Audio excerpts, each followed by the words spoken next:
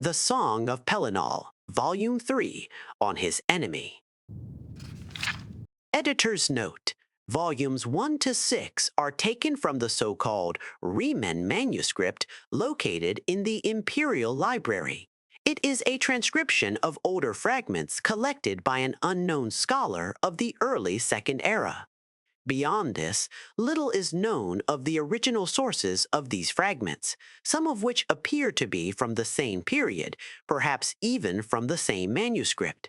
But as no scholarly consensus yet exists on dating these 6 fragments, no opinions will be offered here.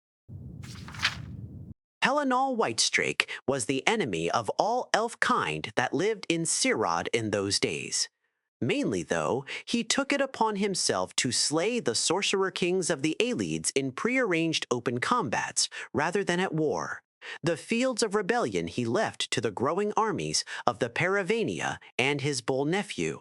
Pelinal called out Haromir of Copper and Tea into a duel at the Tour, and ate his neck veins while screaming praise to Remen, a name that no one knew yet.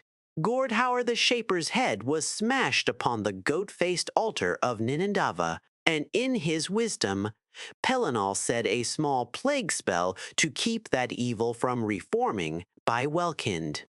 Later that season, Pelinal slew Hadhuul on the granite steps of Seatar, the Fire King's spears knowing their first refute. For a time, no weapon of the Aelids could pierce his armor, which Pelinal admitted was unlike any crafted by men, but would say no more even when pressed.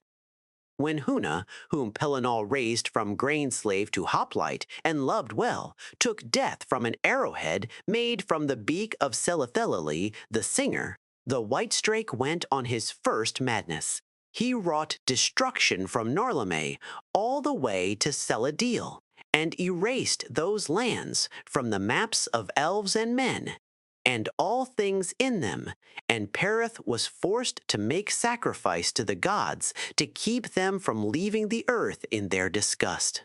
And then came the storming of White Gold, where the Aelids had made pact with the Aurorans of Meridia, and summoned them, and appointed the terrible and golden-hued half-elf Umaril the Unfeathered as their champion. And, for the first time since his coming, it was Pelinal who was called out to battle by another, for Umaril had the blood of the Ada and would never know death.